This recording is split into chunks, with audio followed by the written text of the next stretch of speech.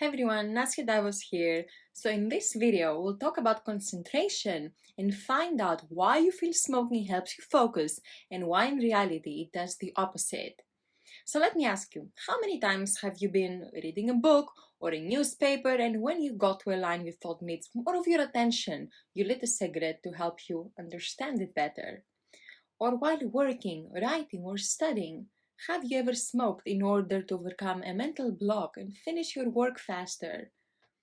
So, wanting to concentrate is a very common trigger, and believing smoking helps us focus is a limiting belief.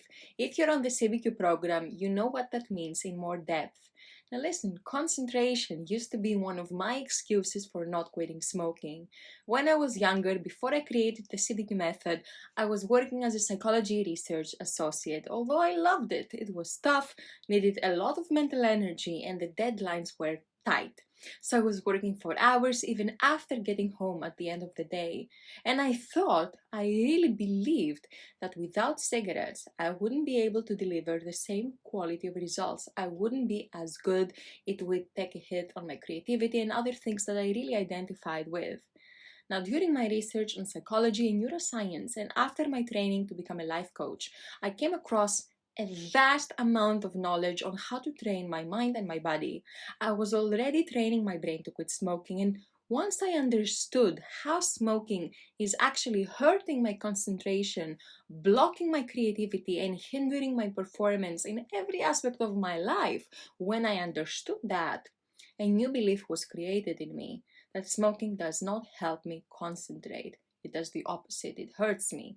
And maybe you're also struggling with this belief. Maybe you also believe smoking helps you focus, smoking or any form of nicotine, that it helps you focus, and that without it, you're not going to be able to concentrate as much. So let me explain why smoking damages our concentration and why we think otherwise.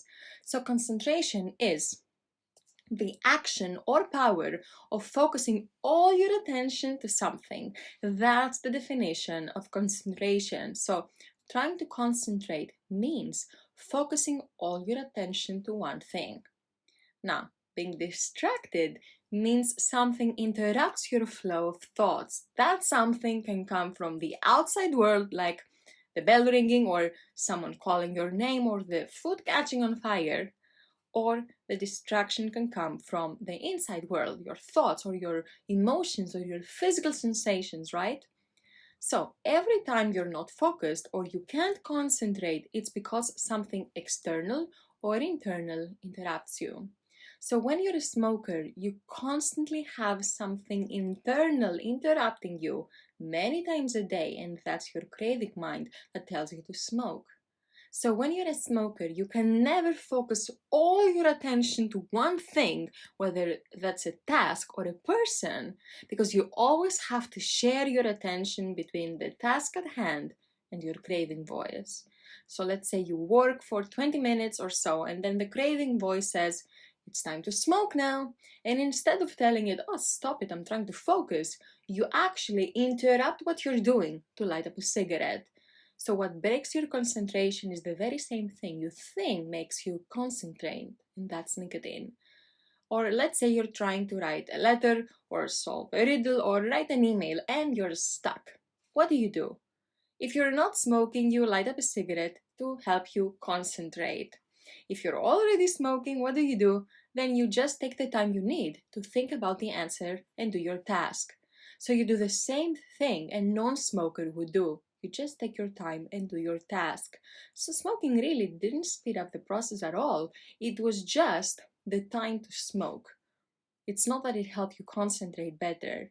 So the question is, why do you think smoking helps you concentrate? Why do we believe that? So perhaps you think that nicotine helps you focus. But the truth is that smoking gives the illusion of helping you because it silences the thought, I want to smoke. So once you smoke, the craving voice shuts up for an hour or so, and then you can focus again. And that's why you feel you're able to focus after smoking, only because you don't have the craving mind nagging you to smoke anymore, but only for a short time, because every cigarette you smoke triggers the next craving to come along. And in fact, you can't concentrate until you have the cigarette, because your mind is on the cigarette task. And another thing is that when you smoke, when you take a puff, this instantly causes your blood pressure to rise. And when your blood pressure rises, this affects how much oxygen actually gets to your brain. So how can you concentrate better when your brain gets less oxygen than usual? Your brain is focused and inspired when it can breathe because it functions better.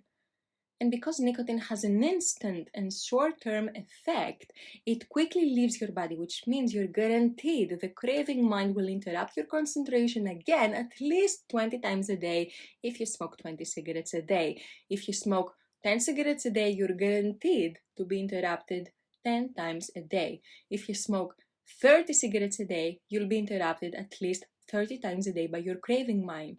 Do you need those interruptions? Or can you focus better without them? Try to observe yourself next time you want a cigarette to concentrate. Does it help you focus or does it distract you really? Like, let's do a mental experiment. If you give a math problem to two people, same intelligence, same background, same skills, same education, they're the same. The only difference is that one of them is a smoker and the other is a non-smoker. So who do you think will be able to concentrate better and perform better? The one who can get on with the task and solve the problem undistracted? Or the one who starts thinking and then gets interrupted every once in a while by the craving mind and actually stops working on the problem to light up a cigarette?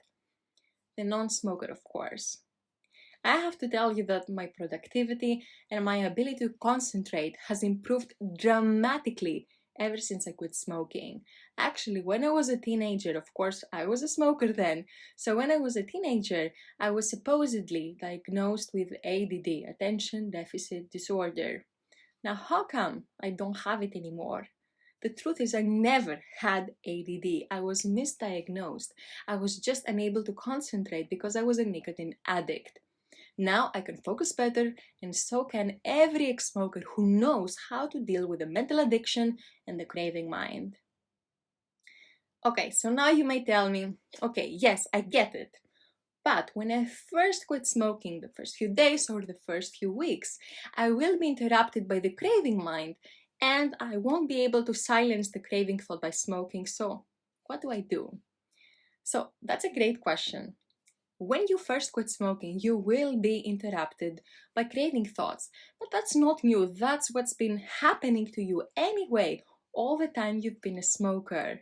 But here's the thing, when you're focused and the craving mind tells you you need a cigarette to concentrate, if you smoke, if you answer to that lie and smoke, you will only be triggering the next craving that will come back and interrupt you again. So you're not solving the problem, you're prolonging it only. Instead, what you can do is when the craving mind tells you you need a cigarette right now, tell the craving mind, oh, stop bothering me, I'm busy now. Or ask your brain for a new thought. Tell your brain, next thought please. You can't have two thoughts at the same time. So whenever you are thinking of a thought you don't like, you can always ask your brain for a new thought and it will give it to you. So ask your brain, next thought please. Let the thought pass, let the craving thought pass, and keep doing what you're doing. This will only take a few seconds. It takes a few seconds to silence the craving voice without lighting up a cigarette, just by replying back to it or asking your brain for a new thought. Just a few seconds. And every time you say no, that's the amazing thing. Every time you say no to the craving mind, you're teaching it to stop interrupting you to smoke. So if you try to concentrate and someone bothers you, okay, someone knocks your door or someone interrupts you, what do? You tell them, I'm busy now. And you get back to what you were doing. Well, treat the craving mind the exact same way as if it's someone that bothers you, okay? So, to sum up, nicotine is the problem, not the solution. That's one of the key principles of the CBQ method. Smoking helps you concentrate, but only after it distracts you. That's why, as smokers, we cannot focus better than non-smokers. On the contrary, when you don't smoke, you can focus better because you don't interrupt what you're doing to light up and because your brain takes in more oxygen and works better. I hope you enjoyed this video. I hope it benefited you. See you next time.